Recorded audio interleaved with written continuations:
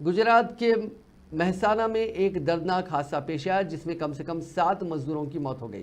Reports के मुताबिक कुछ मजदूर गड्ढा खोदने का काम अंजाम दे रहे थे, तभी मिट्टी धंसने से वहां मौजूद मजदूर इस मलबे में दब गए। इससे आसपास एक हंगामा बर्पा हो गया और फौरन इस गड्ढे से मिट्टी को निकालने का काम शुरू किया गया। पुलिस ने अब तक 7 लाशें बरामद होने की तस्दीक की है। रिपोर्ट्स के मुताबिक एक तामीरी काम चल रहा था और इसी दौरान मिट्टी धंसने का यह वाकया पेश आया।